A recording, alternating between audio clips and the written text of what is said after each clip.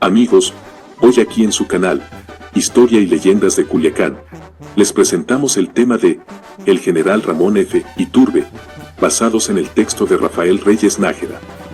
Así que vamos al intro y al video.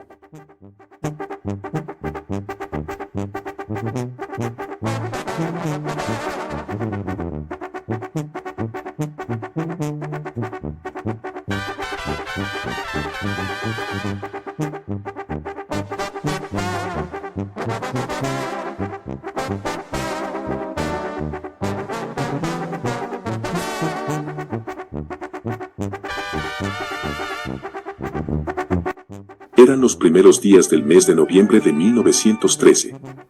El ejército del noroeste comandado por el general Álvaro Obregón había sitiado a Culiacán, plaza defendida por el general federal Miguel Rodríguez.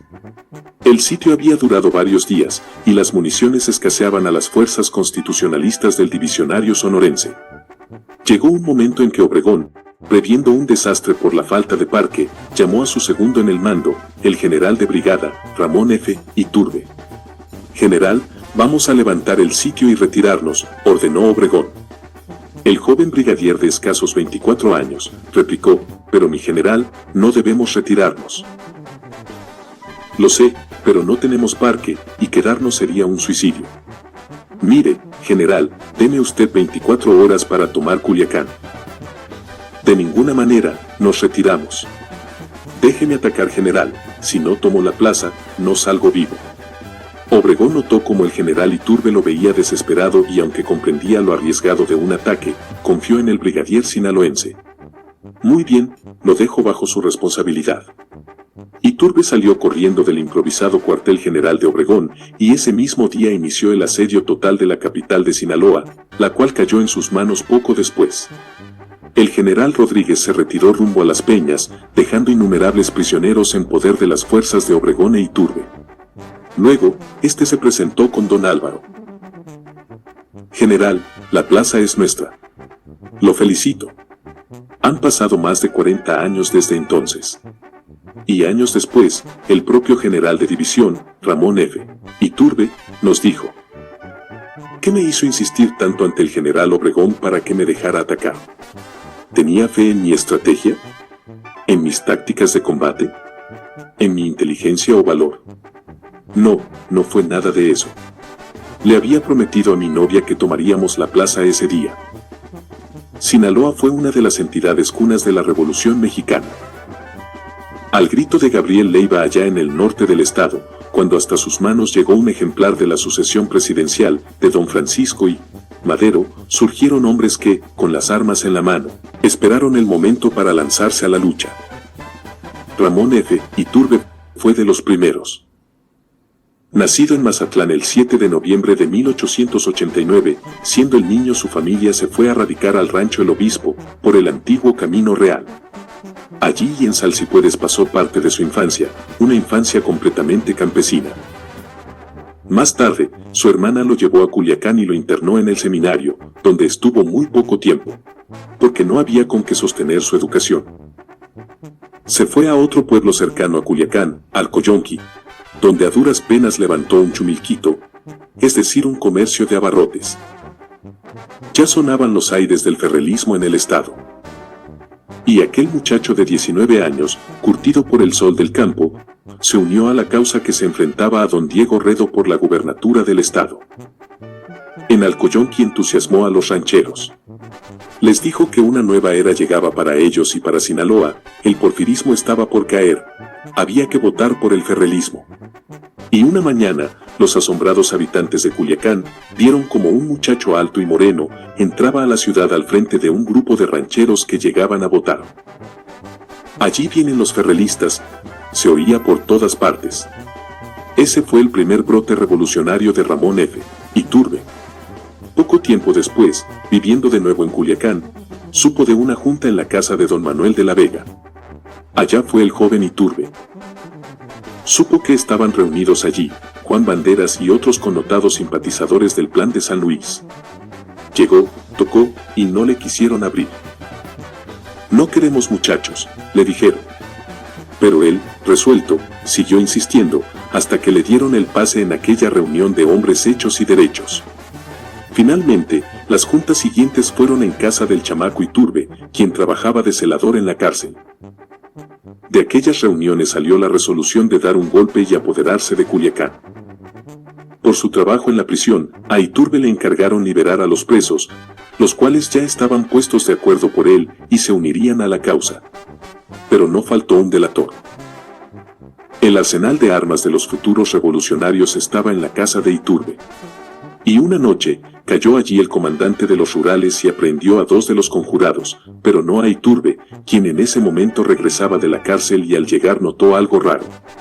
Sin embargo, siempre alerta, entró a la casa.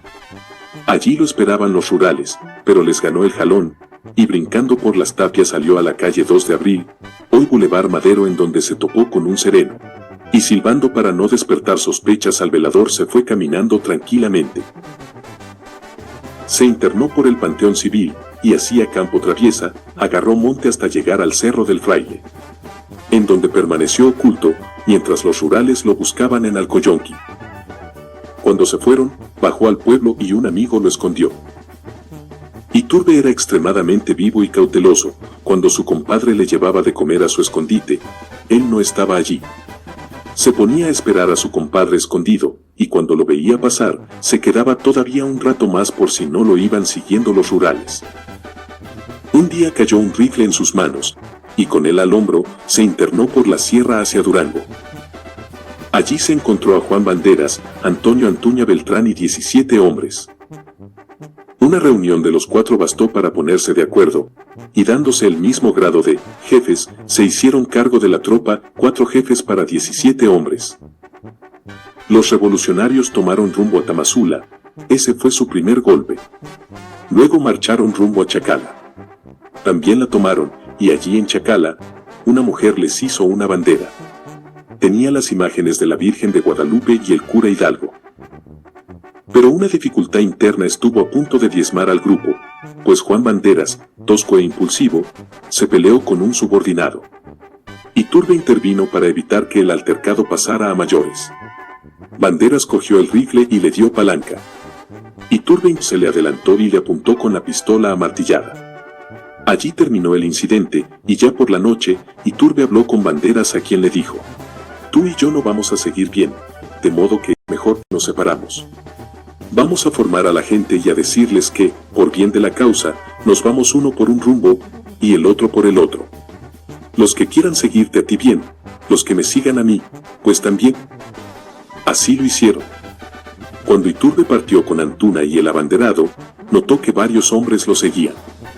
Pero no fue hasta que ya habían recorrido algunos kilómetros, cuando Antuna lo paró y le dijo: «Jefe, toda la gente se vino con usted, hasta el caballo de Banderas se trajeron». Efectivamente, al hacer alto y esperar un rato, llegó Banderas enfurecido, y a pie. Cuando llegó Banderas le arrebató el morral del dinero que Iturbe traía a cabeza de silla, y se quedó finalmente con alguna tropa, mientras Iturbe seguía hacia un mineral cercano. Allí reunió gente a fuerza, sin darles armas, pues no tenía, les colocaba un distintivo, con lo que bastaba para que se unieran con él, pues si se quedaban, los rurales los fusilarían por haber estado con Iturbe. Ese fue el primero de una serie de ardides que hizo Iturbe para reunir gente y obtener triunfos en el campo de batalla. 300 hombres se le unieron entonces. Fue cuando le llegaron noticias de que 2 columnas llegaban a batirlo por el camino real, entre rurales y voluntarios de los Chaires. Entonces se le ocurrió otro ardid. Le escribió un mensaje a Antonio Chaires, cacique de aquellos contornos, en el que le decía: «Celebro que, comprendiendo nuestros ideales y principios, se haya unido usted a nuestra causa». La carta la envió con un propio y por el camino real donde venían las fuerzas y voluntarios del propio Chaires. Cuando apresaron al propio, y le quitaron la carta, imaginaron los rurales una traición, y apresaron a Chaires. Luego, 5 jefes rurales y 5 de Iturbide, parlamentaron. Iturbe, con el plan de San Luis en la mano, les hizo ver que no era un bandido, como le llamaban, sino un revolucionario que luchaba por la emancipación de México. Las 2 columnas regresaron a Topia sin disparar un solo tiro contra las fuerzas de Iturbe. El joven seguía urdiendo tramas. Idas las columnas, envió un propio hacia el mineral de los Chaires, con un mensaje sobre que necesitaba hombres para rescatar a Chaires, al que los rurales iban a fusilar. De todas partes llegaron rancheros con rifles, carabinas o las manos vacías a unirse a Iturbe. Entre los que llegaron, figuraban los famosos hermanos Arrieta, Andrés, Mariano, Eduardo y Domingo. Con una columna completa, Iturbe se fue sobre Topia. 2 veces atacó la población. La primera vez Mariano Arrieta formó el plan de ataque. Lo iniciaron a las 4 de la tarde, pero nadie quería avanzar. Entonces, Iturbe tuvo otra de sus ideas. Se puso al frente, con el abanderado y la banda de música que traía, tocando el himno nacional, y con ello sus fuerzas reaccionaron y se lanzaron al ataque. Los primeros en rodar con pitos, flautas y tambores fueron los músicos y entraron a las primeras casas. En una de ellas, Iturbe quiso entrar, pero lo recibieron a balazos. Un tiro le rebanó un talón y cayó. Eso bastó para que se propagara entre sus tropas la noticia de que lo habían matado, y su gente se retiró, dejándolo solo. Fue Domingo Arrieta quien lo sacó, retirándose al monte. Una nevada intensa se abatió sobre Topia esa noche. Hambrientos, hundiendo las piernas hasta las rodillas en su retirada, las diezmadas fuerzas de Iturbe llegaron a Cebollitas. Allí encontraron una vaca, y sirvió de comida para 450 hombres. Iturbe reunió a sus hombres otra vez y encargó del plan de ataque a Domingo Arrieta. Mejor atacaremos de noche, dijo el guerrillero duranguense. Así lo hicieron. Cortaron el agua a la población, y fueron atacando casa por casa, ayudados por bombas improvisadas, con bolsas de cuero crudo, cartuchos y balines, las que lanzaron con ondas. Rodearon los cuarteles de los rurales, y desde una casa de alto, los revolucionarios lanzaron el ultimátum. O se rinden o los quemamos vivos. Los defensores de Topia no aceptaron la rendición, entonces Iturbe ordenó que se lanzaran hachones ardiendo contra los cuarteles, los que empezaron a arder inmediatamente. Los rurales salieron de sus madrigueras con las armas en alto. Topia había caído. Entonces entre revolucionarios y rurales apagaron el fuego que amenazaba propagarse a toda la población. Hasta oídos de Iturbe llegó la versión que circulaba por Topia. El bandido Iturbe se lleva siempre a las muchachas más bonitas del pueblo. Sabiendo el que las muchachas de la primera sociedad de Topia estaban ocultas en el consulado americano, fue hacia allá. Cuando las tuvo frente a él, les dijo: Iturbe no es un bandido, lucha por la Revolución Mexicana y ustedes no tienen que temer nada de él ni de sus hombres. Las asustadas durangueñas pronto se hicieron sus amigas, y el propio cónsul americano les tomó fotos junto a Iturbe. Esas fotos fueron a dar a los Estados Unidos. Luego de allí a la capital sinaloense, en donde los periódicos las publicaron con el encabezado: Iturbe y su Estado Mayor. Tras la toma de Topia, Domingo Arrieta le pidió permiso para atacar Durango, la capital. Iturbe, que deseaba regresar a Sinaloa, se lo otorgó, llevándose Domingo lo mejor de las tropas. Fue entonces cuando supo que el coronel Morelos había salido a batirlo. Con lo que le quedaron de fuerzas, salió al encuentro de Morelos. El plan de Iturbe era encontrar a Morelos pernoctando, pero el coronel era madrugador en extremo, y lo recibió en las milpas. Cuando llegaba allá, Iturbe se dio cuenta de que Antuna lo había abandonado, quedándose en Topia con sus tropas. Así, hizo frente a Morelos, pero este, que era un avesado de gran estrategia, lo destrozó. Ordenando a sus tropas replegarse en flancos, las fuerzas de Iturbe recibieron una paliza atroz. Cuando pecho a tierra solo le quedaban 2 hombres a su lado, ordenó la retirada. Corriendo por entre los matorrales, caía y levantaba por el estorbo de un enorme sable que traía colgado al cinturón. Cuando por fin llegó al monte, varios de sus hombres lo recibieron. Uno de ellos sacó una botella de mezcal y le gritó: «Tómese la mitad, jefe, pero pronto». Eso le salvó la vida a Iturbe, que estaba renegrido, insolado. Rehechas sus tropas, volvieron a enfrentarse a las del coronel Morelos, sobre el que Iturbe después diría: «Fue un gran militar, magnífico estratega». 2 lecciones nos dio en esa ocasión, lecciones que nunca se me olvidaron. Cuando la primera toma de Culiacán en 1911, el único jefe defensor que no se rendía era el coronel Morelos. parapetado en el techo del santuario, hizo frente a los revolucionarios hasta que el obispo de Culiacán lo persuadió a que se rindiera. Iturbe ordenó que lo llevaran a su cuarto y tuvieran atenciones para él. Pero otro jefe militar, sin saberlo Iturbe, ordenó que lo fusilaran. No debieron fusilar al coronel Morelos, nos dice Iturbe. Según se dijo que el encargado de fusilar a Morelos ahí en una barda del Panteón Civil, no sabía formar el cuadro, y que fue el propio coronel Morelos, quien lo formó. De la magnífica hoja de servicios de Iturbe sacamos estos hechos de armas en que se encontró el entonces general de brigada. Ramón F. Iturbe, de 21 años de edad.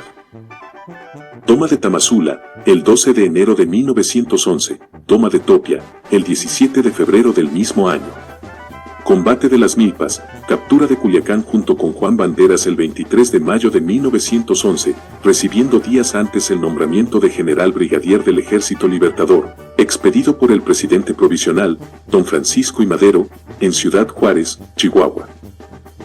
Defendió Culiacán de los zapatistas el 10 de abril de 1912, triunfó en Mocorito sobre Antonio Franco, Francisco Quintero y otros el 5 de mayo del propio año. Se internó a Chihuahua donde combatió contra los orosquistas, Ortiz, Benjamín Argumedo, etc. Luego, pidió permiso para cursar estudios de ingeniería en los Estados Unidos. Dedicado a eso en Los Ángeles, California, se enteró del cuartelazo de Victoriano Huerta el 10 de febrero de 1913. Entonces regresó al país y conferenció con el general Obregón en Nogales. De allí salió al mando de fuerzas hacia Sinaloa otra vez. El 30 de agosto se apoderó de Topolobampo, tras 3 días de combates contra las tropas del coronel Valdivieso, apoyadas estas por el cañonero Tampico. El 16 de septiembre de 1913, el general Obregón lo nombró jefe de las operaciones militares en el estado de Sinaloa. El 4 de octubre tomó Sinaloa de Leiva, y el 28 del mismo mes fue nombrado general de brigada por el primer jefe del ejército constitucionalista, don Venustiano Carranza. En Sinaloa de Leiva, Iturbe salvó del paredón a cerca de 100 hombres, entre ellos un sacerdote, que un general sanguinario estaba a punto de fusilar.